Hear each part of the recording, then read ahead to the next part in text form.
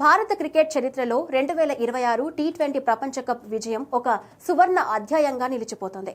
Finals లో New Zealand ను చిత్తు చేసి టీమిండియా మూడోసారి విశ్వ విజేతగా నిలవడంతో దేశమంతా పండగ వాతావరణం నెలకొంది. అయితే ఈ ప్రపంచ కప్ ముగిసిన వెంటనే క్రికెట్ ప్రేమికులకు మరో భారీ వినోదం సిద్ధమయ్యింది. మార్చి 28 నుంచి మే 31 వరకు జరగనున్న ఐపీఎల్ 2026 సీజన్ కోసం సర్వం సిద్ధమైంది.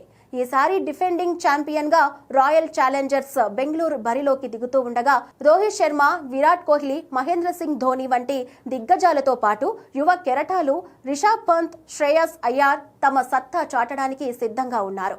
ముఖ్యంగా సన్ రైజర్స్ హైదరాబాద్ జట్టుపై ఈసారి భారీ అంచనాలు ఉన్నాయి. 2024 నుండి తన దూకుడుతో అభిమానుల మనసు గెలుచుకున్న ఆరెంజ్ ఆర్మీ తెలుగు రాష్ట్రాల్లో తన ఫాలోయింగ్ ను విపరీతంగా పెంచుకుంది. Travis Head, Abhishek Sharma, Heinrich క్లాసెన్ల విధ్వంసకర బ్యాటింగ్ కు తోడు ప్రపంచ కప్ లో అదరగొట్టిన ఈశాన్ కిషన్ కూడా ఇప్పుడు తోడవడంతో సన్ రైజర్స్ బ్యాటింగ్ లైనప్ ప్రత్యర్థులకు సింహ స్వప్నంలా మారింది.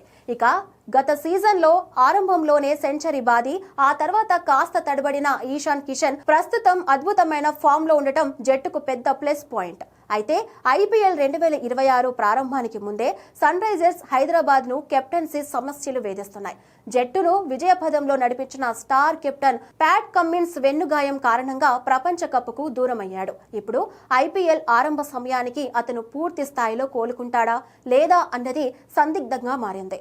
ఒకవేళ కమిన్స్ దూరం కావాల్సి వస్తే కొత్త సారథి ఎవరనే చర్చ అప్పుడే మొదలైంది.